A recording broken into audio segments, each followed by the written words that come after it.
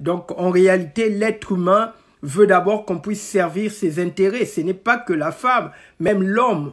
Donc, c'est pour ça que quand nous allons dans le mariage, nous devons aller sur la base de pouvoir servir. Voilà, servir l'autre.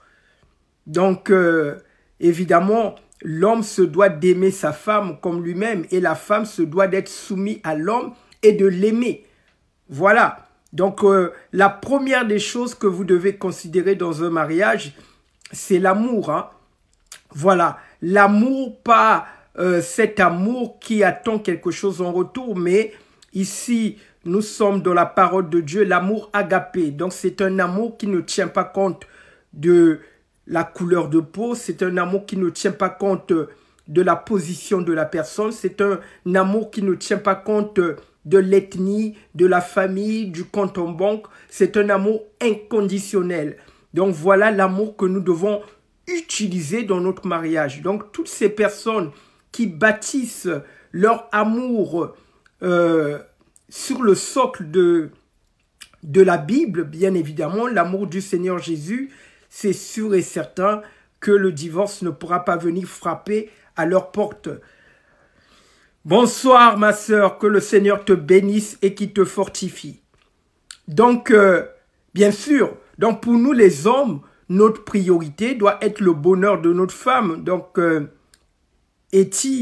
d'après moi, le mariage est juste pour le bonheur de la femme. Mais la Bible aussi dit dans Proverbe 18, verset 22, « Celui qui a trouvé une femme a trouvé le bonheur. » Voilà, donc certaines femmes te diront le contraire, mon ami. Certaines femmes te diront que le mariage, c'est plus pour l'homme, c'est l'homme qui est favorisé. Et surtout, pour toutes ces personnes qui mettent la polygamie en avant, en réalité, c'est l'homme qui est vraiment servi dans cette polygamie. Donc ici, en tant que disciple de Jésus-Christ, la polygamie n'a pas de place.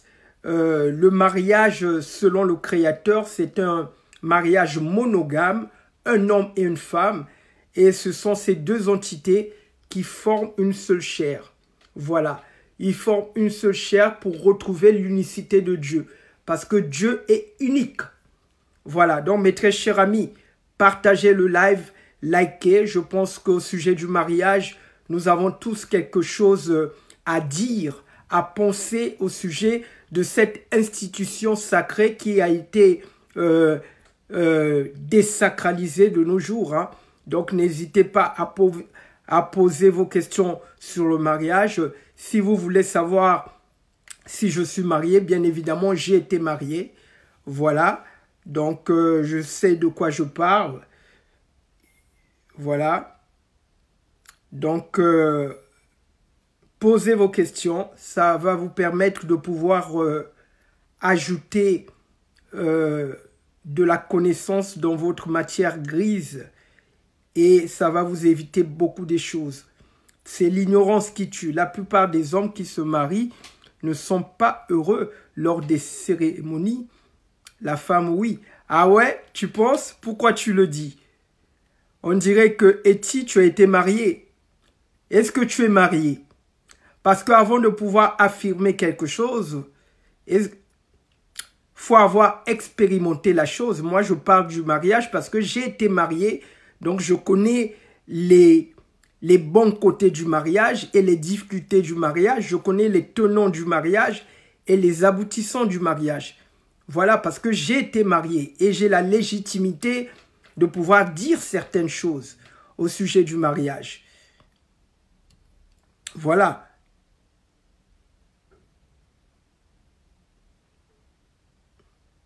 Non, oui, mais mon ami, non frère, j'en ai vu, je vois toujours. Non, mon ami, chacun sa destinée, chacun son étoile. Voilà, ce qui arrive aux autres, c'est pas ta vie. De la même manière que nous portons tous une seule empreinte unique, ça prouve que nous avons une destinée différente. C'est pas parce que l'histoire des autres s'est écrite de cette manière que la tienne sera de cette manière. Non, non. Voilà. Ne comparez pas ne vous comparez pas. C'est vrai que les erreurs des autres doivent nous servir de leçon, c'est vrai, mais tant que vous n'avez pas essayé une chose, évitez de tirer des conclusions hâtives. Voilà. Tant que vous n'avez pas essayé, arrêtez de dire que ça va être comme ça, comme ça, comme ça. C'est comme ça que vaut mieux faire une chose que attendre que la vie puisse vous imposer des situations que vous n'avez pas voulu. Voilà. La vie aime des gens qui sont actifs. Voilà.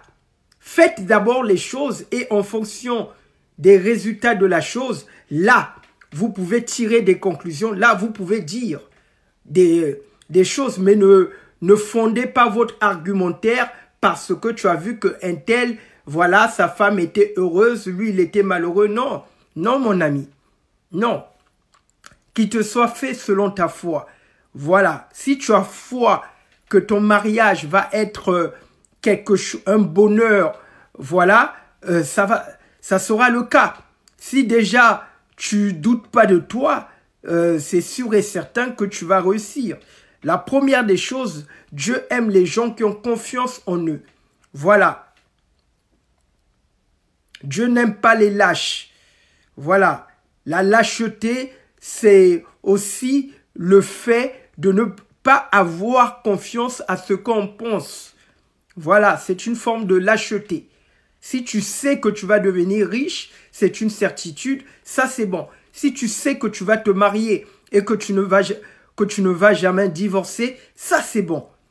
Donc, attention, sur la terre, c'est ce que j'ai l'habitude d'expliquer, mes très chers amis. Un chrétien peut-il se marier avec un non-croyant? Non. Non. Voilà. Donc, on ne doit pas se marier avec des non-croyants. Nous devons nous marier avec une personne qui partage la même foi que nous. Nous devons nous marier avec un disciple du Seigneur Jésus-Christ parce que le Saint-Esprit a été promis aux disciples.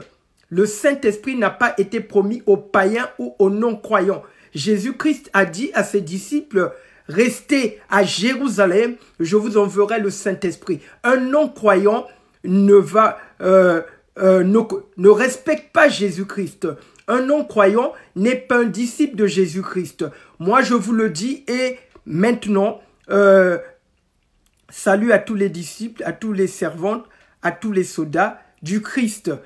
Voilà, donc je vais vous démontrer maintenant, je vais prendre des passages pour appuyer mes propos. Parce que la Bible est la parole de vérité.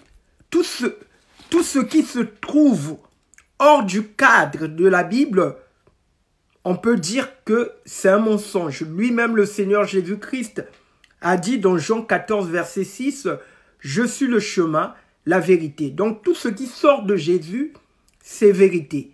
Voilà. Donc, si tu vas dans le sens de tes pensées, étant donné que tu as une nature pécheresse, il y a des fortes chances que tu puisses te tromper. Vous allez remarquer, tout ce que Dieu nous demande, c'est pour notre bien. Et notre nature pécheresse a souvent tendance à nous conduire dans des voies que nous ne maîtrisons pas. Voilà. Donc, prenez vos Bibles. Je vais appuyer mes propos pour vous montrer que un chrétien ne peut pas se marier avec un non-croyant ou un musulman ou un bouddhiste ou un kémite, etc. Deutéronome 7. Deutéronome 7. Prenez vos Bibles. Je vais vous montrer où c'est écrit. Deutéronome 7 à partir du verset 2. C'est clair et net.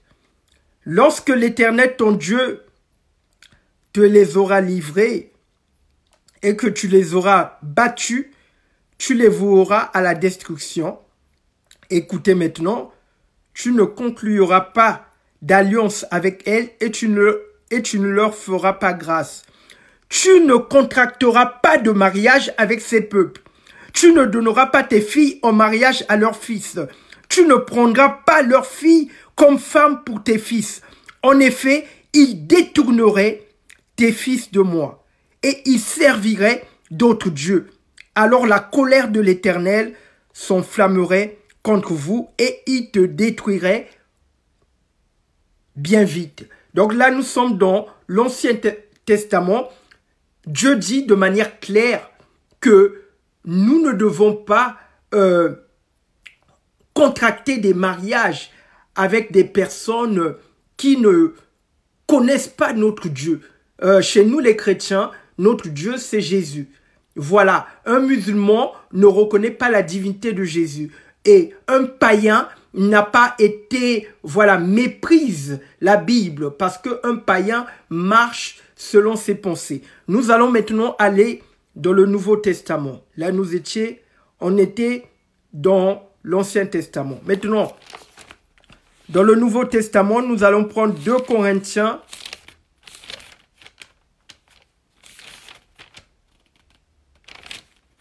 2 Corinthiens 6, verset 14. C'est un passage que vous connaissez tous. 2 Corinthiens 6, verset 14. C'est l'apôtre Paul qui parle. Oui, les bisous, c'est un péché parce que les bisous, c'est les préliminaires. Eh oui, oui, pas de bisous. Oui, bisous. Oui. Mon ami, fais attention aux bisous. Parce que les bisous peuvent réveiller des pulsions que vous n'allez plus pouvoir maîtriser. Faites attention aux bisous. Bisous.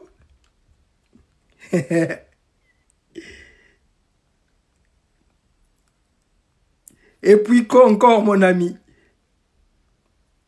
2 Corinthiens 6, verset 14. Écoutez, 2 Corinthiens 6, verset 14. Moi, j'ai la version parole de vie parce que c'est une version un peu plus explicite. 2 Corinthiens 6, verset 14.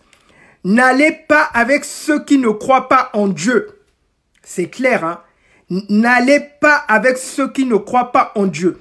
Vous ne pouvez pas vivre ensemble. Ce qui est juste et ce qui est contraire à Dieu, est-ce que cela va ensemble? Est-ce que la lumière va avec la nuit? Est-ce que le Christ peut être d'accord avec Satan? Est-ce qu'un croyant peut aller avec celui qui ne croit pas en Dieu? Qu'est-ce qu'il y a de commun entre la maison de Dieu et les faux dieux? Nous sommes la maison du Dieu vivant. Je vais habiter et vivre au milieu d'eux. Je serai leur Dieu et ils seront mon peuple. Là, c'est clair, mes chers amis. Là, c'est clair. 2 Corinthiens 6, verset 14. Moi, la version que j'ai, c'est la version parole de vie. C'est une version qui est tellement claire et explicite. Vous comprenez que un chrétien ne peut pas épouser un non-croyant. Un non-croyant, voilà. C'est clair et net. Ne cherchez pas midi à 14h. Tous ceux qui vont à l'encontre de la parole de Dieu finissent par pleurer. Voilà. Si tu suis une voie contraire à la parole de Dieu, autrement, la parole de Dieu, c'est Jésus-Christ lui-même, et Jésus-Christ, c'est la vérité. Donc, si tu suis une voie contraire à celle de Jésus, tu vas pleurer. Voilà. Et donc, tu n'es même pas disciple de Jésus, je vais dire. Oui, parce que Jésus a dit dans Jean 10, verset 27, « Mes brebis entendent ma voix ». Donc, le disciple de Jésus-Christ connaît la voix de Jésus. Au jour d'aujourd'hui, beaucoup portent l'étiquette de chrétiens ou de enfants de Dieu. En réalité, ce sont des mondains. Ce sont des chrétiens charnels. Voilà, ce sont des touristes. Ils viennent à l'église pour faire du tourisme. Voilà, ça, ce ne sont pas des chrétiens. Un vrai chrétien, un vrai disciple de Jésus-Christ reste au pied de son maître, écoute les enseignements de Jésus, suit Jésus et applique les commandements de Jésus. Voilà, il les applique. Jésus-Christ a dit, si vous m'aimez, gardez mes commandements. Jean 14, verset 15. Celui qui ne garde pas les commandements de Jésus, il n'aime pas Jésus. Voilà. Et si tu n'aimes pas Jésus, la colère de Dieu est sur ta tête. C'est clair et net. Parce que l'amour de Dieu consiste à garder ses commandements. Donc même quand tu désobéis aux commandements de Jésus, automatiquement tu pèches. Et quand tu pèches, le salaire du péché, c'est la mort. Donc tu es séparé de Dieu. Le péché, c'est ce qui te sépare de Dieu. C'est clair, mes très chers amis. Quand vous comprenez les choses de cette manière, vous êtes tranquille. Voilà, vous savez où vous mettez les pieds. Arrêtez de bâtir votre vie avec cet évangile qui vous caresse dans le sens du poil. Il va vous emmener en enfer. Faites attention. Quand vous écoutez des choses de gauche à droite, même ce que je suis en train de vous dire, vérifiez dans la Bible. Vérifiez dans la Bible, est-ce que ce qu'il est en train de dire, est-ce que c'est clair, c'est net? Voilà. Vérifiez dans la Bible. Parce qu'ici, la Bible, c'est l'autorité du chrétien. Voilà. Donc, même si on n'est pas d'accord tous les deux, mais si la Bible dit ça, on doit tomber d'accord. Parce que la Bible, c'est le code de la route du chrétien. Et aller hors du code de la route, ça, vous commettez une infraction. Voilà, une infraction divine. C'est cette infraction que Adam et Ève ont commis dans le jardin d'Éden. Quand ils ont désobéi à Dieu, Dieu n'a pas hésité de les chasser du jardin d'Éden. Le jardin d'Éden, c'était synonyme de la présence de Dieu. Tout ce que Dieu nous demande, c'est pour notre bien. Voilà. Je vous rappelle, mes très chers frères et sœurs, le royaume de Dieu, c'est l'obéissance. Le royaume du diable, c'est la désobéissance et la rébellion. À chaque fois que tu es un homme rebelle, une fille rebelle, sache que le diable t'a déjà séduit. Il t'a séduit. Voilà. Dieu est pour l'obéissance. Et je vais vous le montrer. Deutéronome 28, verset 2. Deutéronome 28, verset 2. Donc, n'hésitez pas à poser vos questions sur le mariage. Voilà. En attendant notre sœur, est-ce que on peut...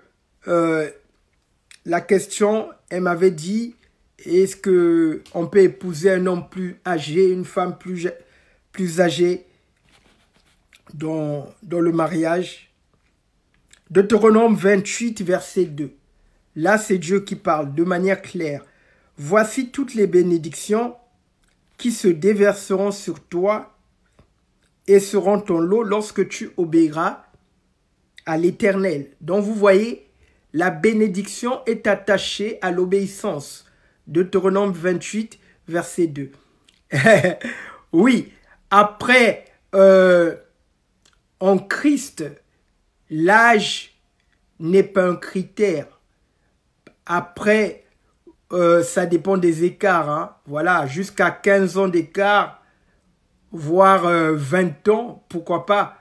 Voilà, le plus important, le critère qui doit être mis en avant chez les enfants de Dieu, c'est de reconnaître la personne que vous choisissez. Est-ce qu'elle est disciple de Jésus? Voilà, est-ce qu'elle applique les commandements de Jésus? Est-ce qu'elle est prête à donner sa vie comme Jésus a donné? Est-ce qu'elle est prête à être à ton service? Parce que Jésus-Christ a dit, je ne suis pas venu pour être servi, mais je suis venu pour servir. Donc, quand nous entrons dans le mariage, nous allons pour servir. Donc, toi, madame, quand tu entres dans le mariage, tu vas pour être au service de ton homme. Toi, monsieur, quand tu entres dans le mariage, tu vas pour être au service de ta femme. Vice-versa. Ça marche comme ça. Voilà. Et le mariage se bâtit sur un socle sacrificiel. Voilà. Dans le mariage, il y a des sacrifices à faire. On ne va pas pour prendre dans le mariage. On va pour aller donner. Et toutes les personnes qui ont appliqué le principe de Jésus-Christ d'aller donner de leur personne dans leur mariage ils n'ont jamais été déçus. Parce que quand vous donnez le meilleur de vous-même dans votre mariage, le Seigneur s'arrange à ce que vous puissiez récolter des bénédictions. Voilà. On peut se marier combien de fois? Une fois. Une fois. Normalement, chez nous, les disciples de Jésus-Christ, je mets disciples parce que au jour d'aujourd'hui, tout le monde s'appelle chrétien et alors qu'ils ne manifestent pas les fruits de l'Esprit Saint. Voilà, je dis disciple. Tout disciple de Jésus-Christ, voilà, se marie une seule fois. La complexité de la vie, c'est que quand on se marie, on ne pense pas au divorce. On ne sait pas ce que nous réserve le futur. Voilà. Alors, d'abord, j'aimerais vous le dire. Avant de répondre à la suite de la question de Jadoran, chez nous les chrétiens, le mariage a une seule vitesse. Quand vous entrez dans le mariage, vous ne pouvez plus divorcer. Chez Dieu, le divorce n'existe pas. La seule chose qui vient mettre un terme au mariage, c'est la mort. Même l'adultère doit être pardonné. Voilà, Dieu ne connaît que le pardon. C'est ça. Voilà. Donc, mais bien évidemment, le Seigneur Jésus-Christ a dit, en cas d'adultère, oui, vous pouvez divorcer, mais la pensée première de Dieu, c'est que le couple est quelque chose d'indissoluble. C'est quelque chose de permanent. Voilà, c'est quelque chose, tant que vous êtes sur cette terre, si vous êtes marié, vous ne pouvez plus divorcer. Il n'y a que la mort pour venir mettre un terme à ce mariage. Maintenant, si on se marie 2 fois ou 3 fois, non. Vous pouvez vous remarier si votre mariage, il y a eu adultère. Voilà. Mais si vous n'avez pas des motifs légitimes de vous remarier, non. Votre mariage n'est pas approuvé aux yeux de Dieu. Il faut être sûr et certain que monsieur t'a trompé, madame t'a trompé. Voilà. C'est ça. Vous pouvez aussi vous remarier si c'est la personne de son propre gré qui a demandé le divorce, mais ça ne vient pas de vous. Voilà. Si ça ne vient pas de vous, vous pouvez vous remarier. Si vous avez tout fait pour que le mariage puisse exister et que la personne ne veut plus de vous, là, vous êtes pour rien. Voilà, vous pouvez vous remarier. Voilà, je pense que j'ai répondu à la question. Voilà, ça défile. Et si elle ne demande pas pardon après l'adultère? Voilà, bonne question. Si elle ne demande pas pardon après l'adultère, si tu te considères comme disciple de Jésus-Christ, tu dois l'accorder une chance. Voilà, tu la pardonnes la première fois. Et même Jésus-Christ a dit, tu dois la pardonner 777 fois. Voilà, mais si elle n'a pas demandé pardon et que tu es au courant qu'elle a commis l'adultère ou qu'il a commis l'adultère, tu dois lui accorder une seconde chance. Maintenant, si malgré la seconde chance que tu as accordée à cet homme ou à cette femme, elle n'a pas changé de caractère, elle n'a pas pris conscience de sa faute, oui, là maintenant, tu peux divorcer. Voilà. Mais la première fois, je sais que ce n'est pas toujours quelque chose de facile. Pour certains, l'adultère est quelque chose d'impardonnable. Voilà. Mais il faut expérimenter l'amour. Ça dépend des équations. Parce que si vous avez 3 enfants qui est issu de votre mariage, vous voyez que là, l'équation est plus compliquée. Mais si vous n'avez pas encore d'enfants et vous n'avez pas des biens communs, voilà, et c'est plus facile. Mais s'il y a des biens communs, il y a un patrimoine qui est énorme, vous voyez que parfois ça peut chiffrer très cher un divorce. Donc, il faut aller mollo. C'est pour ça qu'avant d'entrer dans le mariage, vous devez peser le pour et le contre. Voilà. Le mariage chez nous les chrétiens, n'a qu'une seule vitesse. Voilà. On ne marie pas pour divorcer. On ne se marie pas, pardon, pour divorcer. C'est pour ça qu'avant d'entrer dans le mariage, prenez votre temps. Est-ce que vous êtes guéri des blessures intérieures? La vie en Christ t'aime trop le mariage. Je parle beaucoup du mariage parce que c'est le sujet que je maîtrise le plus. Voilà. J'aime parler des choses que je maîtrise. Voilà. Si tu ne maîtrises pas un sujet, vaut mieux t'abstenir. Voilà. Moi, je parle du mariage parce que je peux répondre à un maximum de questions. Parce que le mariage, c'est... tout le monde est appelé à vivre l'amour. Tout le monde est appelé à être en couple. Tout le monde a un sexe. Voilà. S'il faut parler de manière cash, tout le monde a un sexe. Et quand on parle de sexe, automatiquement, on voit le couple. Et quand on voit le couple, automatiquement, on voit le mariage. Moi, là, je parle, voilà, de manière générale. Voilà, parce que même les païens, les non-croyants se marient. Donc, le mariage, oui, c'est un don. Il y a le ministère du mariage. Voilà. C'est un don de conseiller. Et vous allez remarquer que dans les églises, beaucoup vont chercher le mariage. Voilà. Ce sont en réalité, le sexe entraîne beaucoup de tristesse, de douleur quand on est ignorant de certaines choses. Voilà. Et aujourd'hui, parce que le sexe est un sujet tabou. Mais quand on parle du mariage, on parle automatiquement du sexe. Tous les êtres humains ont un sexe. Et chez nous, les chrétiens, si on utilise notre sexe hors du cadre du mariage, c'est de l'impudicité. Et tous les impudiques n'hériteront pas le royaume de Dieu, n'entreront pas au paradis. Hébreux 12, verset 14. C'est clair et net. Donc, vaut mieux en parler pour que quand vous allez entrer dans le mariage, vous allez être bien armé et vous allez réussir votre mariage. C'est l'ignorance qui tue. Ce que je suis en train de vous donner, c'est le fruit de mon expérience. C'est de la connaissance que je vous donne. Comme ça, vous puissiez gagner du temps. Parce que, en réalité, c'est l'ignorance qui fait pleurer beaucoup de personnes. N'avez-vous jamais écouté cette phrase? Ah, si je savais. Ah, si je savais. Ah, si je savais. Ben oui.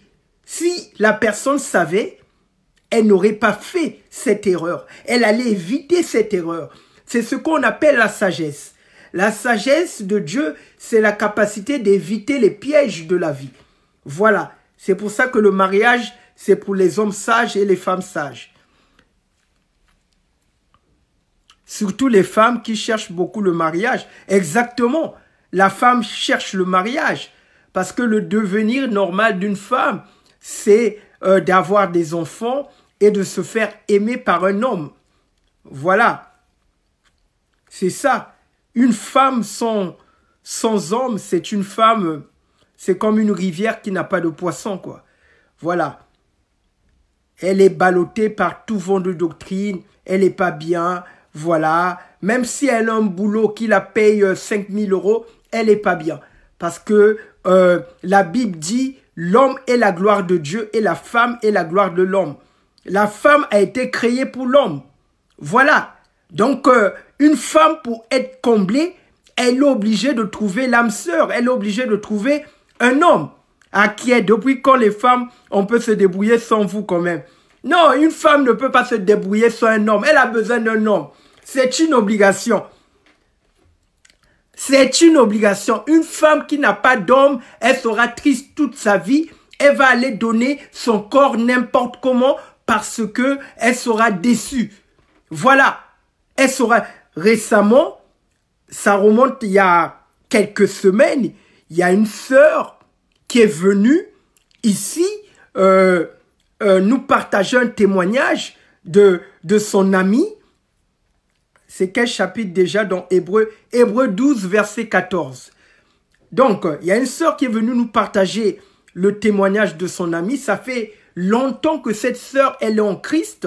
Voilà, elle sert le Seigneur dans la sanctification. Mais là, elle est proche de la ménopause. Donc, elle a 37 ans. Elle en avait marre. Écoutez ce qu'elle a dit. Elle a dit, je suis prêt à aller coucher même avec un païen pour avoir un enfant. Voilà. Vous voyez, en réalité, ce qui l'a fait peur, c'est de ne pas avoir un enfant. Voilà.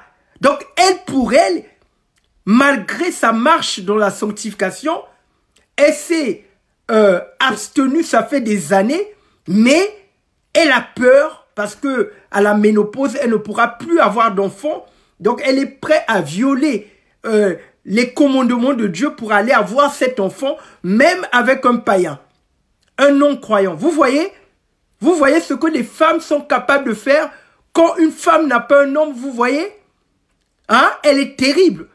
Les femmes qui n'ont pas d'homme, regardez-les, elles sont olé, olé, olé, olé. Voilà. On peut se marier jeune, genre 20 ans. Laissez les femmes tranquilles. Oui, oui, oui. Non, la femme occupe une très grande place dans la société.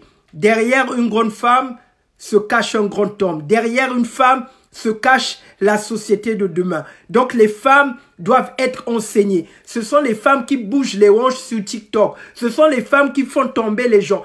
C'est la femme. La femme est au carrefour de tout. C'est par elle que le péché est entré. C'est par elle que le Christ est venu sur la terre. C'est par elle que la postérité a été donnée qui écrasera la tête. Donc la femme, elle est partout. Faut qu'on en parle. Et nos sœurs doivent être enseignées. Parce qu'il y a trop de femmes stupides et bêtes. Oui, il y a trop de femmes stupides et bêtes. C'est pour ça que Salomon a dit, la femme sage bâtit. Et aujourd'hui, il y a trop de femmes insensées. La femme insensée, c'est cette femme, tu vois, le genre de femme, elle est tout le temps témoin de mariage. Voilà, elle est tout le temps fille d'honneur. Et voilà, elle commence à se lamenter sur son sort. Elle dit, Seigneur, moi, à chaque fois mes copines se marient, voilà, je suis pas mariée. Seigneur, donne-moi un mari. Et finalement, elle oublie sa prière. Et dans les années à venir, le Seigneur exauce sa prière. Voilà, elle trouve maintenant un mari. Elle est dans le mariage. Au fur et à mesure que le mariage avance, ça y est, elle commence à péter les plombs. Voilà, elle commence à aller dire à ses copines que non, ce mec m'énerve, j'ai même envie de divorcer. Elle a oublié.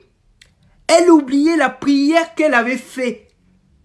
Elle a oublié que la vie et la mort sont au pouvoir de la langue. Elle a oublié que c'est elle qui a demandé la prière, le mari à Dieu, et Dieu lui a donné un mari. Maintenant qu'elle est mariée, elle veut maintenant divorcer.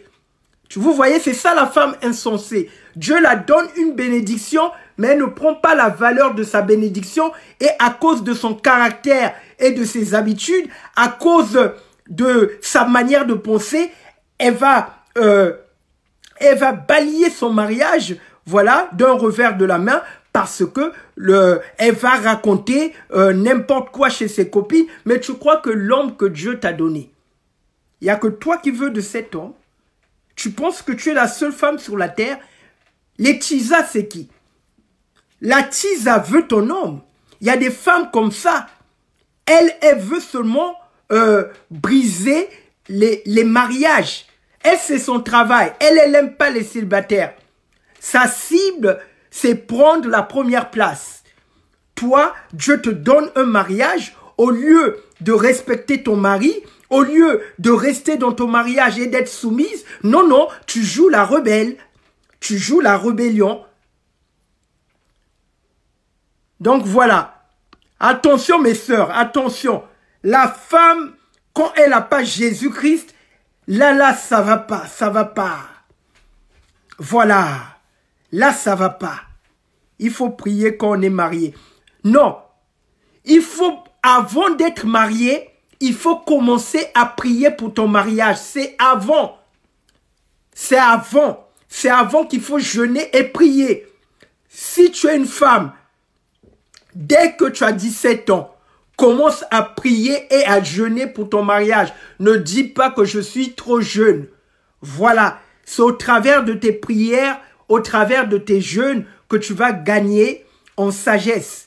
Voilà, Dieu est sage. Et quand tu communiques avec Dieu, quand tu as appris à écouter la voix de Dieu, c'est au travers de cette écoute que tu vas acquérir la sagesse. La sagesse, en réalité, ne dépend pas de l'âge.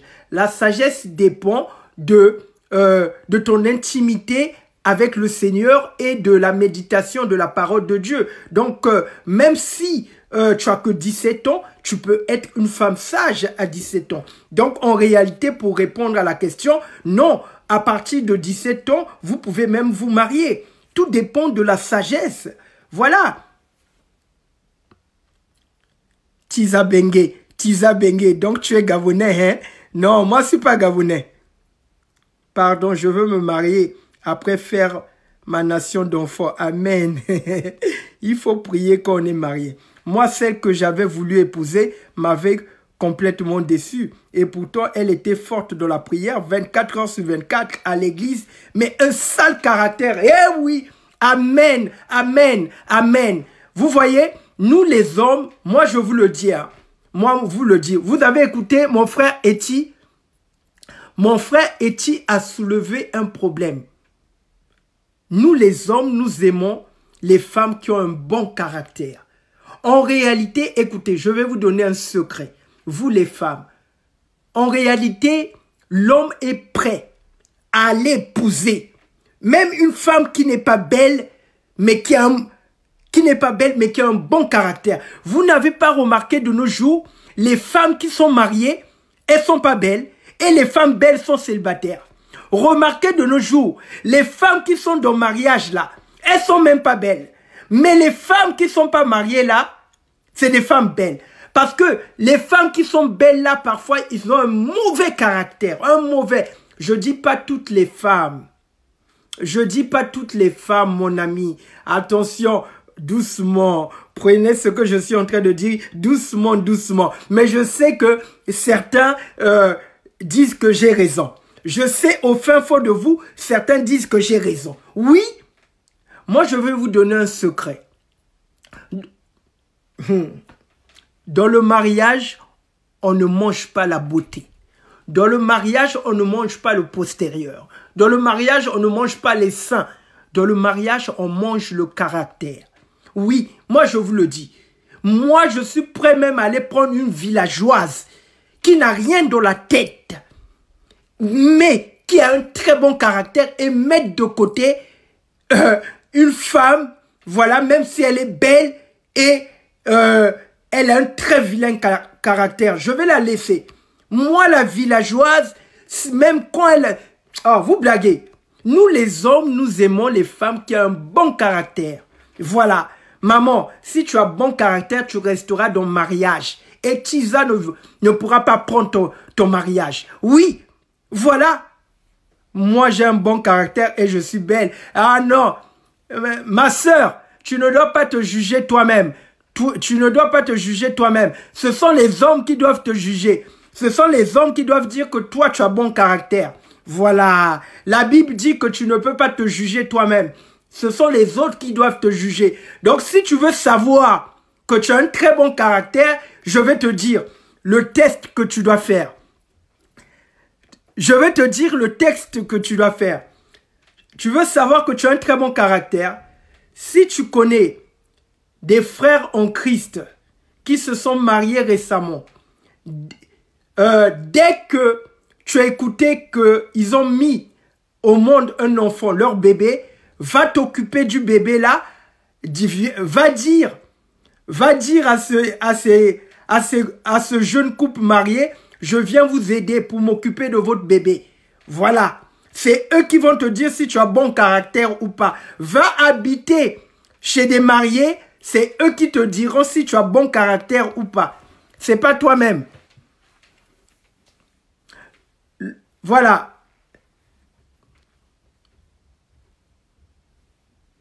Moi, je vous dis la vérité. Hein. Hey, mariage là, si tu as bon caractère, tu vas avoir mariage. En réalité, mariage, ce n'est pas question de beauté, de postérieur. Non, non, non, non, non, non. En réalité, le mariage, c'est le caractère. Le caractère, c'est un véhicule. Voilà. Si vous avez bon caractère, Dieu aime ceux qui ont un bon caractère. Vous voyez pas? Faut lire Proverbe 31. Faut lire Proverbe 31. Quelle est la femme qui est louée devant l'Éternel? C'est la femme qui a un bon caractère. La femme vertueuse veut dire que femme qui a bon caractère, c'est sa femme vertueuse. Moi, je pense qu'il y a plus important que le mariage. J'adore. Alors, non, bien évidemment, le choix du mariage doit passer en second avant le choix du Seigneur Jésus-Christ. Voilà, Jésus-Christ occupe la première place au-dessus de tout. Donc, on parle des femmes, mais les hommes aussi, oh, les hommes qui bastonnent là. Et un vrai disciple de Jésus-Christ ne tape pas sa femme. Voilà, impossible, c'est interdit. C'est pour ça que je prends souvent l'exemple de dire que le mariage est un royaume qui est constitué d'un roi et d'une reine. La reine, c'est toi, ma sœur, le roi, c'est moi. Voilà. Et un vrai roi ne peut pas taper sa reine parce que il sait que lui et sa reine gouvernent le royaume. Voilà. Et pour le bien-être du royaume, ils sont toujours obligés d'être en harmonie, en accord, en symbiose. Voilà. Donc, un roi est prêt à donner sa vie pour sa reine. C'est ce que le Seigneur Jésus-Christ a fait. Donc, nous, en tant que disciples de Jésus-Christ, vous voyez, on suit l'exemple de Jésus. Donc, les vrais maris, ce sont les chrétiens. Je dis les disciples de Jésus-Christ. Parce que le disciple de Jésus-Christ ne peut pas taper sa femme. Tous ceux qui tapent leur femme, ce ne sont pas des chrétiens, ce ne sont pas des disciples de Jésus-Christ. Un point, c'est tout. Ne cherchez pas midi à 14 h. Je vous le dis. Bonsoir Victoria Byongui. Que le Seigneur te bénisse, qui te fortifie. Que Dieu nous accorde des hommes comme ça. Amen. Voilà. Il y en a. Il y en a. Il faut trouver l'homme. Que Dieu nous accorde aussi des femmes sages qui ont un bon caractère, pas le mauvais caractère là. Ah, toi ma sœur, quand même. Ah, non. Faut arrêter. Ah, non, les femmes là, surtout quand elles ont prié pour elles. Non, femme parle. Hein. Ah, non, attention. C'est aussi bien parfois d'avoir une femme qui parle beaucoup. Voilà, là, je suis pas, mais tu vois, parce que faut faire aussi attention aux femmes qui ne parlent pas. Les femmes qui ne parlent pas, ça peut aussi cacher des blessures. Moi, je préfère avoir une femme qui parle quand même beaucoup. Ça fait du bien. Donc, tu vois, parfois, non, c'est bien. Parce qu'une maison où on ne rigole pas, où on ne communique pas, non. Non.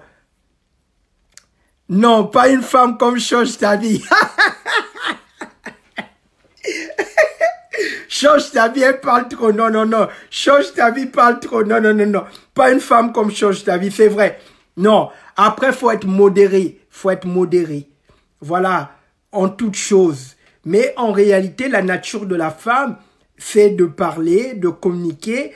Et le couple doit communiquer. Ta femme, mon mari, va faire le ménage aussi. Mais bien sûr. C'est pas un problème. C'est pas un problème. Moi, si ma femme dit fais le ménage, je fais le ménage. Voilà. Je suis pas contre ça. Le ménage, c'est rien. Voilà. C'est ça. Moi, je suis au service de ma femme. La femme, c'est ma reine. C'est une reine quand même. Comment je vais pas prendre soin d'elle quand même? Quand même. Jésus-Christ a lavé les pieds de l'apôtre Pierre, de Jean, de Jacques. Voilà. Et Comment moi je suis même prêt à laver les dessous de ma femme. Je n'ai pas, oh, c'est ma moitié. Je vous le dis, c'est ma moitié. C'est ça l'amour. L'amour ne regarde pas. Moi, je prends ma femme. Quand le monsieur, il fait rien. Non, faut pas mettre tous les hommes dans le même panier, Armel. Ça, ce sont des histoires que tu as entendues. Il y a des messieurs qui lavent les dessous de leur femme. Hein. Voilà. Chérie, lave-moi mes strings. Ça, c'est tout à fait normal. C'est ça qu'on appelle un bonhomme. Voilà, car moi, je le faisais avant. Exactement. Un homme qui prépare aussi, c'est romantique, bien sûr. Moi, je suis boulanger, donc je suis prêt à apporter des croissants, des pains au chocolat, du lait, du café sur le lit à ma femme. C'est ça le romantisme. Le romantisme, ce n'est pas que mondain. Le romantisme, c'est un langage de l'amour. Voilà. Et certaines femmes ont l'habitude de dire que nous, les blacks, on n'est pas romantiques. C'est faux. C'est faux. Ça, ce sont des blacks qui sont ignorants. Moi, la manière que je suis sage là, je suis romantique. Voilà. C'est ça la sagesse. Quand on est sage, on est romantique. Automatiquement. Voilà. Oui. Et coucou, bonsoir Gwenola, que le Seigneur te bénisse, qui te fortifie. Oui, j'adore. Moi, j'ai beaucoup de casquettes. Hein. Je suis entrepreneur, je suis pasteur, je suis boulanger, je suis tout moi. Voilà. L'amour, ça s'entretient exactement, ma sœur Armel. L'amour s'entretient. Oui, l'amour est un feu qu'on doit entretenir. Si on n'entretient pas l'amour, l'amour va s'éteindre. C'est clair et net. Et la monotonie va s'installer et madame en aura marre, monsieur en aura marre et ça pourra être une porte ouverte à l'ennemi. Donc l'amour s'entretient. Le boulanger et la vie en Christ vont faire tomber d'une. Donc c'est ça. Voilà. Moi je le dis, hein. Moi je le dis, c'est ça l'amour. Vous voyez, les conseils que je vous partage, c'est important de les appliquer quand vous allez être mariés. Vous devez faire du ménage, vous devez soutenir votre mari, vous devez préparer. Donc, si madame est fatiguée, tu peux prendre le relais. Voilà. Donc, exemple, moi, je suis célibataire, je prépare moi-même. Moi, je crush sur un musulman, il faut prier pour moi.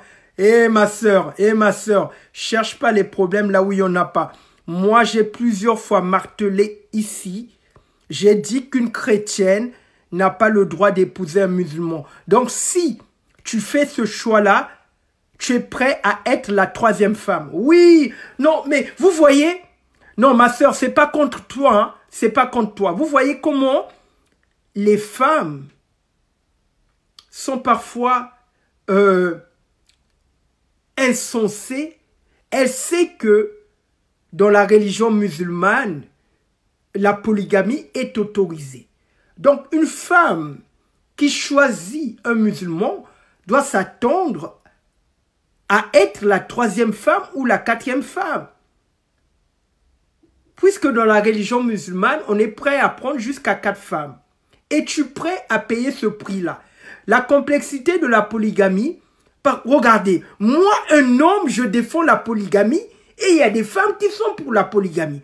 L'amour demande l'innovation chaque fois par la répétition. Bonsoir à tous. Exactement, la sœur Anis, que le Seigneur te bénisse, qui te fortifie. Mais l'amour ne choisit pas qui aimer. Aussi, le Seigneur a dit dans Deutéronome 28, j'ai mis devant toi la vie et la mort, choisis la vie. La vie tout entière d'un être humain, d'un homme ou d'une femme, est constituée de choix, de décisions. Ce sont les choix. Ce que tu vis aujourd'hui est le résultat de tes choix. Même ce que vous ne comprenez pas dans la vie, ce que vous ne comprenez... Avidal. Voilà, Avidal. Donc, quand tu ne connais pas, faut rester tranquille. Voilà. Quand tu ne connais pas, faut rester tranquille. Ici, tu n'as pas affaire à un petit. Moi, j'étais musulman, je sais de quoi je parle. J'ai tenu plusieurs fois des lives avec des musulmans, je sais de quoi je parle. Voilà. Et Jésus-Christ m'a fait la grâce. C'est un disciple de Jésus qui est ici. Donc, Avidal, faut pas venir semer la zizanie sur mon live. Moi, j'ai commencé avec les musulmans ici. J'ai tenu plusieurs lives avec des musulmans. Et on a échangé. Voilà. Donc, hier encore, il y avait des musulmans qui sont ici. Donc, bonsoir mon frère Tony Rano. De toute façon, Avidal, moi je ne suis pas musulman. Je suis un disciple de Jésus-Christ. Donc, il n'y a pas de rapport entre toi et moi. Évidemment, je t'accorde la raison parce que le Coran, c'est ton livre. Voilà, je peux me tromper. Je ne connais pas très bien encore le Coran, mais là j'ai l'objectif de le lire en entier. Mais je connais quelques passages et à force d'échanger avec des musulmans, il y a des choses que je comprends et il y a des choses que tu ne peux pas remettre en doute. Avida, tu n'as jamais été musulman, ce n'est pas un problème. Je ne te demande pas de me croire. Voilà. Moi, je suis un disciple de Jésus-Christ. Donc, revenons sur notre sujet. Mais l'amour ne choisit pas. Donc, j'étais en train de dire l'amour choisit. J'étais en train de dire l'amour choisit. J'ai mis devant toi la vie et la mort, choisis la vie. Revenons sur le mariage, mon frère. Exactement, ma soeur. Mais oui, Avida, je t'ai dit que j'étais musulman. Si tu ne me crois pas, libre à toi. Moi, je ne suis pas là pour convaincre les gens. Moi, je suis sorti de ce mindset de vouloir convaincre les gens. C'est le Saint-Esprit qui convainc de justice, de péché et de jugement. Donc, voilà. Donc, ma sœur, le choix est important. Dieu n'a été responsable que du choix d'Adam. C'est Dieu qui a choisi Ève pour Adam. Et depuis que Adam et Ève ont péché, Dieu les a chassés du jardin d'Éden. Et alors, ils sont maintenant responsables de leur choix. Le sujet d'aujourd'hui, c'est quoi? Donc, ma sœur Anis, le sujet d'aujourd'hui, c'est sur le mariage. Donc, tu poses toutes tes questions sur le mariage en attendant notre sœur qui a proposé ce sujet. Elle avait posé une question. Est-ce que l'âge compte dans le mariage? Est-ce que l'âge compte dans le mariage? Voilà. Parce que pour certaines femmes, l'âge compte. Voilà. Est-ce que pour toi, tu es prêt à te marier avec un homme? Vous avez un écart de 15 ans ou 20 ans. Est-ce que tu es prête? Donc, ma sœur Lily, le mariage est un choix. Donc, tu dois choisir. En réalité, une femme, comme j'étais en train de le dire, une femme est avantagée. Mes chers amis, je vous prie de liker. Likez, partagez ce live, je vous prie. S'il vous plaît, parce que les gens ont besoin d'être enseignés sur le mariage. J'adore. Toi qui es modérateur, je te prie de rappeler aux personnes de liker et de partager le live, de rappeler le sujet du live. Donc, j'adore. Tu n'es pas modérateur pour te tourner les pouces. Hein. Donc, tu es modérateur. Arthur, pareil. Mon ami Arthur.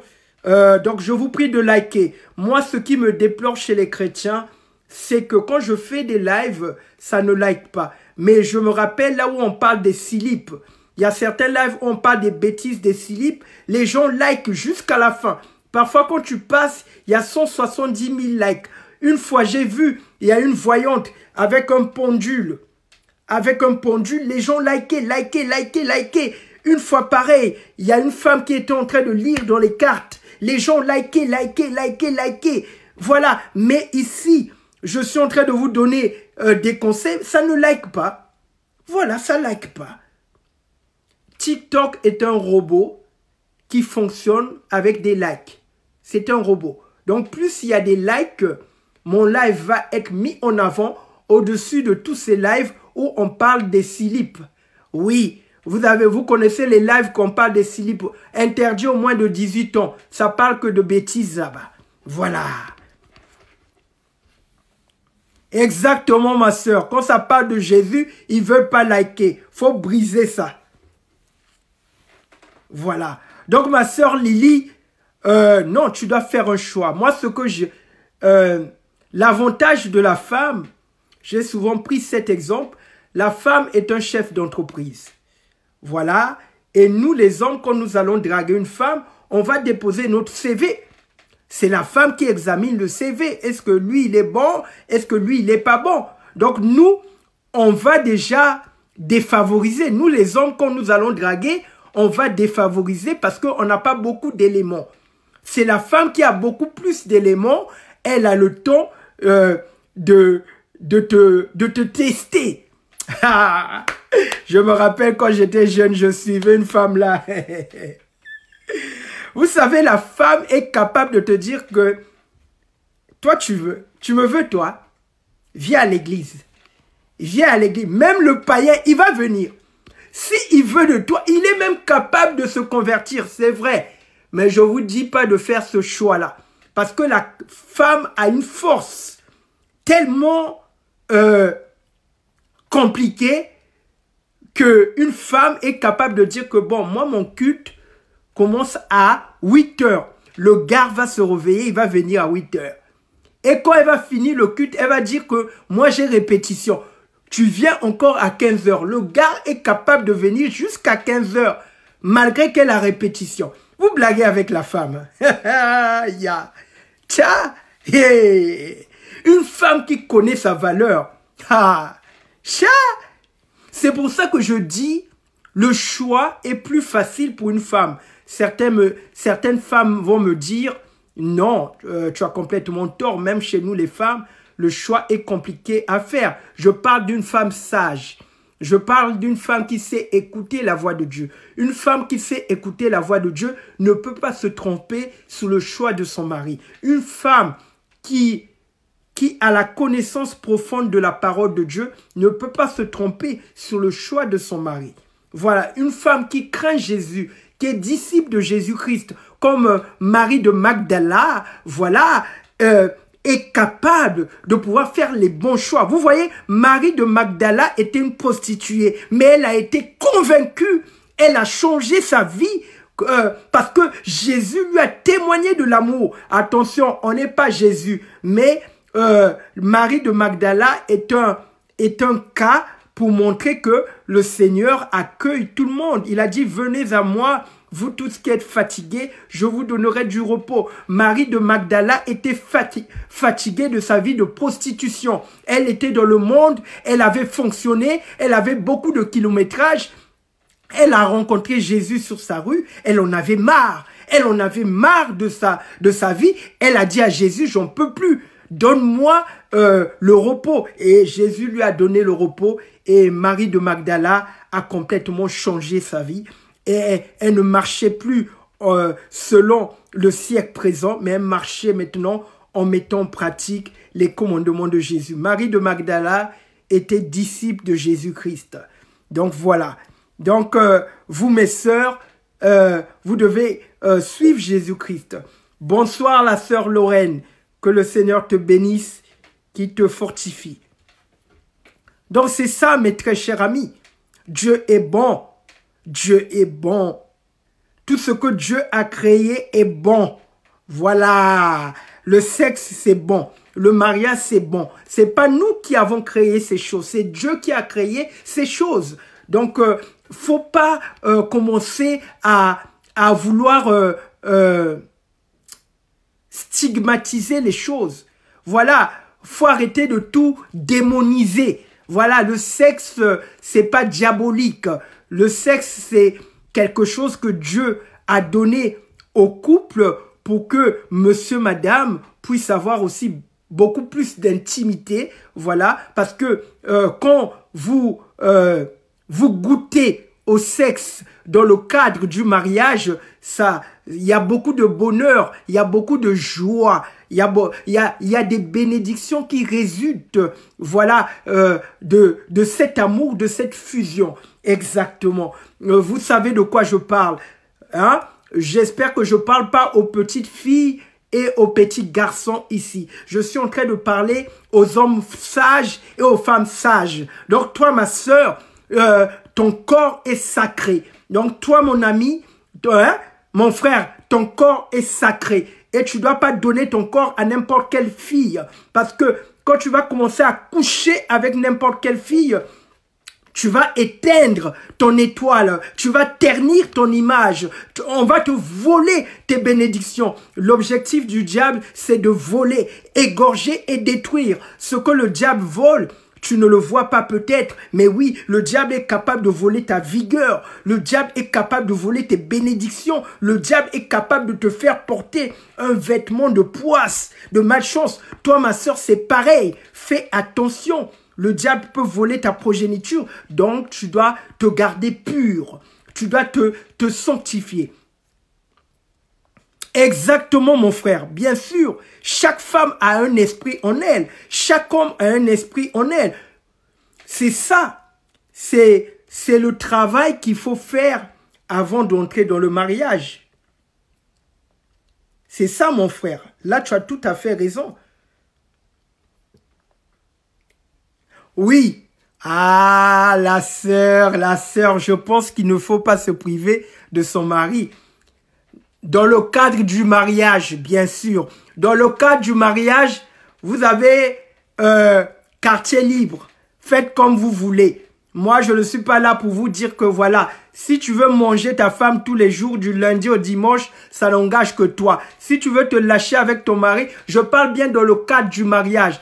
Voilà. Toutes ces personnes qui vont te dire que j'aime pas le sexe, c'est des menteurs. Voilà. Moi, je vous le dis, je parle cash ici. Voilà. Je parle cash. Oui. Oui, oui, oui. Moi, je caresse pas les gens dans le sens du poil. Je suis quelqu'un qui parle du mariage. Le mariage est un cadeau de Dieu. Tous ceux qui se marient glorifient Dieu. Voilà. Donc, quand vous êtes dans le cadre du mariage, lâchez-vous. Lâchez-vous. Où est le problème? Où est le problème? Attends, déjà nous les chrétiens, avant d'entrer dans le mariage, on s'abstient déjà. On peut s'abstenir voire 5 ans. Il y en a qui s'abstiennent 5 ans. Et rentrer encore dans le mariage, tu vas le priver? Tu vas le priver? Laisse-lui faire sa fête. Alors, jouis. Salomon a dit, jouis de la femme de ta jeunesse. Biche des biches, gazelle des gazelles. Salomon a dit, jouis de la femme de la jeunesse. Ce que je suis en train de dire est biblique. Le livre des cantiques n'est pas, c'est pas au hasard qu'on a mis le livre des cantiques. Allez-y lire le livre de cantiques. Ça parle des relations sexuelles. Ça parle de Salomon et la reine de Saba quand ils étaient en train de se lâcher sur le lit. C'est un livre codé. Vous voulez que je puisse vous traduire? C'est un livre codé. C'est un livre qui ne parle que du sexe. Cantique des cantiques. Voilà. Vous voulez que je vous traduise? Vous voulez que j'aille lire Cantique des cantiques? Vous allez voir le code qui y a à l'intérieur des cantiques. Faites attention. Oui, Cantique des cantiques, livre des amoureux. C'est même un livre de sexe. Je vous le dis. Donc, attendez. Tous ceux qui vont te dire que j'aime pas le sexe, on vient du sexe. Toi, tu es le fruit du sexe. Voilà. Donc, faut pas te voiler. Moi, ce que je te conseille, si tu aimes affaire de sexe, marie-toi, de peur de brûler. L'apôtre Paul a dit, mariez-vous. Si tu n'es pas prêt à contenir ton impudicité là, ton désir, va te marier. C'est ce que l'apôtre Paul a dit. On va lire l'apôtre Paul. L'apôtre Paul. L'apôtre Paul qui divise les gens ici. Un coup, il dit, soyez comme moi. Un coup, il dit, si tu ne peux pas tenir, marie-toi. Ah, l'apôtre Paul, là, qu'est-ce qu'il nous fait? Hein? Qu'est-ce qu'il nous fait? L'apôtre Paul. Moi, j'aime bien l'apôtre Paul. 1 Corinthiens 7. 1 Corinthiens 7, l'apôtre Paul dit, au sujet de ce que vous m'avez écrit, il est bon pour l'homme de ne pas prendre de femme. Toutefois, écoutez, ça c'est l'apôtre Paul qui dit, toutefois, pour éviter toute immoralité, que chaque homme ait sa femme et que chaque femme ait son mari. Voilà, l'apôtre Paul est clair. Il a dit toutefois, pour éviter de devenir impudique, va prendre une femme, va prendre un homme. C'est l'apôtre Paul, c'est la Bible que je vous lis. 1 Corinthiens 7. Je vais lire dans toutes les versions. Comme ça, vous ne puissiez pas dire que la vie en Christ raconte des bêtises ici. Moi, je veux lire ici, là. 1 Corinthiens 7. Voilà. Là, je vais lire dans la version que j'aime le plus. Version parole de vie. Elle est plus claire. Écoutez ce que l'apôtre Paul dit. Maintenant, je réponds à ce que vous m'avez écrit. Pour un homme, c'est une bonne chose de ne pas avoir de femme. Pourtant, pour éviter une vie immorale, chaque homme doit avoir sa femme et chaque femme doit avoir son mari. L'homme doit faire son devoir de mari envers sa femme et la femme doit faire son devoir de femme envers son mari. La femme ne peut pas faire ce qu'elle veut de son corps. Amen. Son corps est à son mari. Amen. Le mari ne peut pas faire ce qu'il veut de son corps. Son corps est à sa femme. Amen. Ne refusez pas de vous unir l'un à l'autre. Ne refusez pas de vous unir l'un à l'autre. C'est l'apôtre Paul qui dit ça. Donc voilà. Donc dans affaire de mariage là, même l'apôtre Paul nous dit, votre affaire là, si vous voulez lundi jusqu'à dimanche, ça n'engage que vous. Mais si vous devez, si vous devez vous séparer, que ça soit sous un commun accord, uniquement pour les jeûnes et la prière. Voilà. S'il n'y a pas jeûne et prière, on va faire le ngolo dans la case. Voilà, mes chers amis. J'ai une question. Pose ta question, ma sœur. Je peux parler? Si vous êtes avec moi, dites-moi Amen. Eh, ma sœur Victoria Biangui, ah, toi aussi. Qui a dit que tu étais un robot? Tu es une femme? Personne n'a dit que tu étais un robot? Oh, regarde-moi les femmes comme ça. Ah, la femme vraiment. Le contraire. Hein? Est-ce que si on vient... Non. Vous voyez, on n'est pas robot. Est-ce que si on vient à divorcer un jour, je dois encore le mariage pour un autre homme? Alors, déjà, chez nous les chrétiens, le divorce est interdit. Donc, le divorce doit être franchi uniquement s'il y a adultère. Voilà. S'il y a adultère. Mais même avant de pouvoir franchir la porte du divorce, tu dois d'abord pardonner ton mari. Moi, c'est ma diplomatie à moi.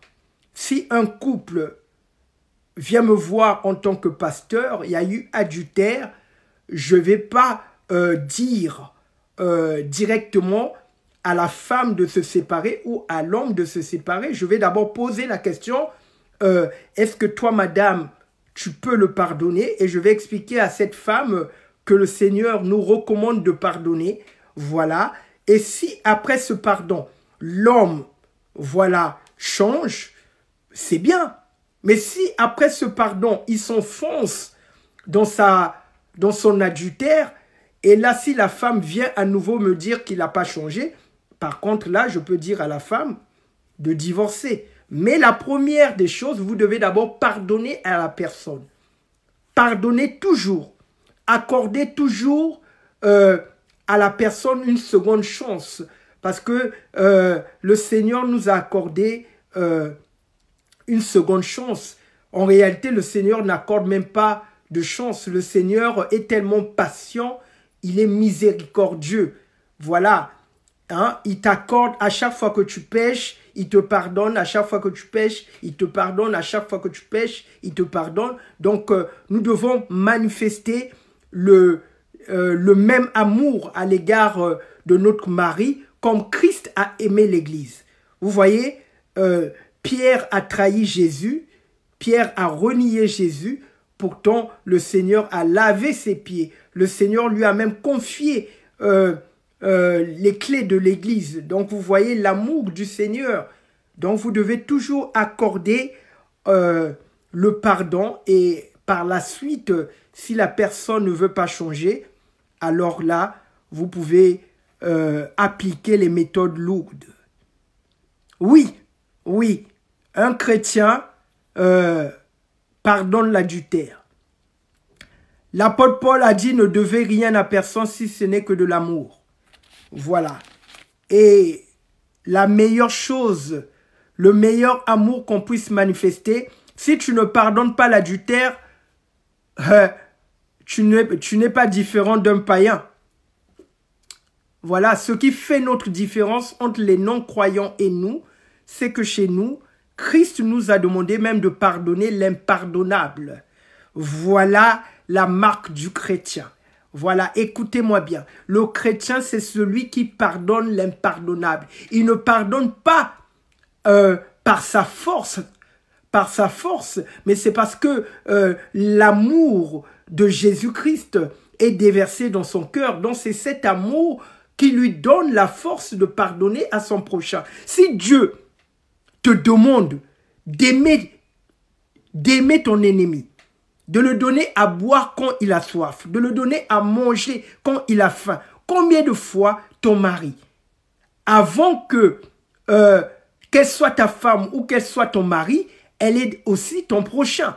Elle est aussi ton prochain. Vous comprenez? Bonsoir le frère Yvan. Avant qu'elle soit ton mari, il est aussi ton prochain. Avant qu'elle soit ta femme, elle est aussi ton prochain. Donc, le divorce n'est pas dans la pensée de Dieu. Le mariage est quelque chose d'indissoluble. Le mariage est pour l'éternité. Voilà.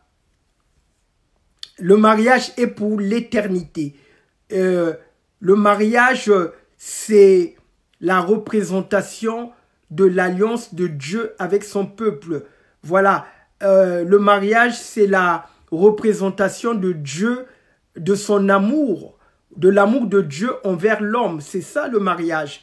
C'est un mariage qui est spirituel. La sœur Armelle, qu'est-ce qui ne va pas? Je ne suis pas votre femme. Donc voilà. Donc, mais il sait que convoitise une femme, c'est pas bien. On n'est pas parfait. Arrêtez de... Mon frère, si tu veux la sœur Armelle, tu dois passer par moi. Laisse ma fille tranquille. Donc, n'embêtez pas mes filles ici. Voilà. Disciples de Jésus-Christ. Moi, j'ai l'onction du mariage. Hein. Quand vous traînez dans mon live ici, vous allez être mariés d'ici peu. Je prie que le Seigneur vous donne l'homme selon votre cœur et la femme selon votre cœur. Donc voilà. Donc mes très chers frères et sœurs,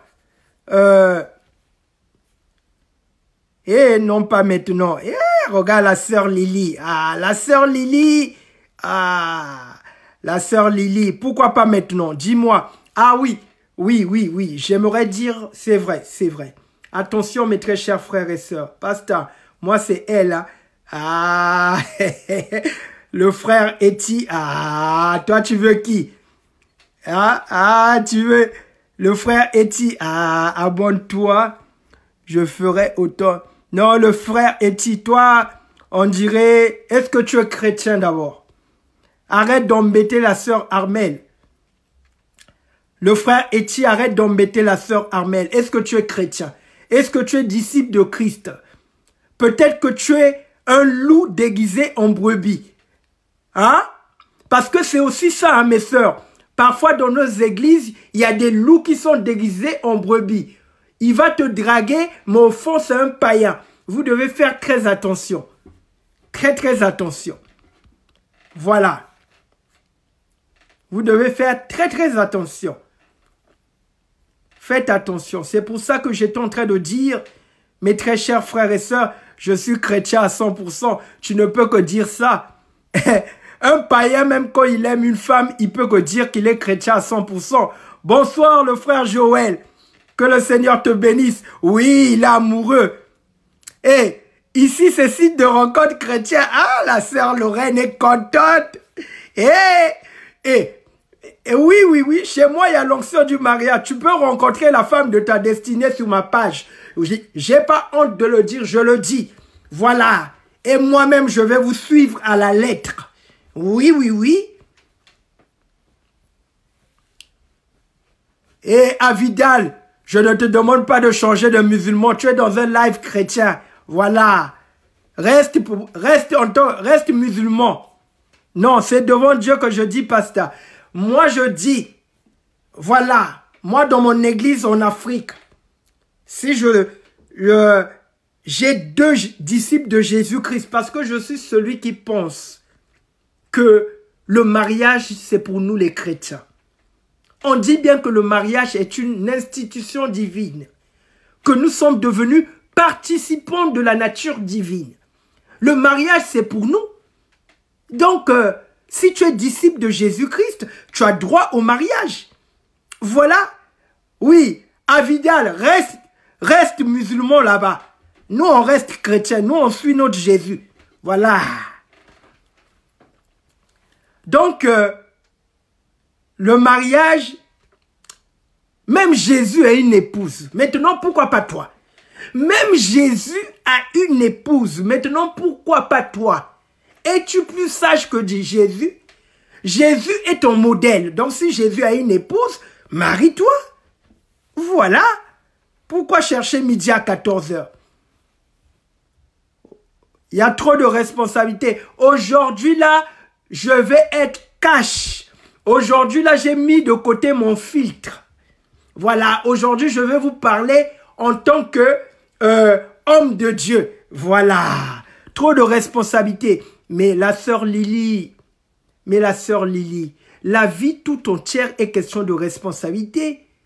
Quand ta mère t'a mis au monde, elle avait des responsabilités. Voilà.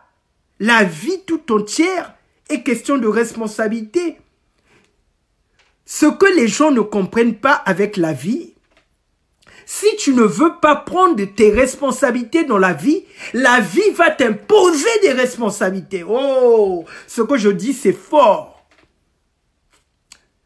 Vous connaissez ces personnes qui vous ont dit, oh, c'est la vie. Et alors, ça a changé quoi? C'est la vie.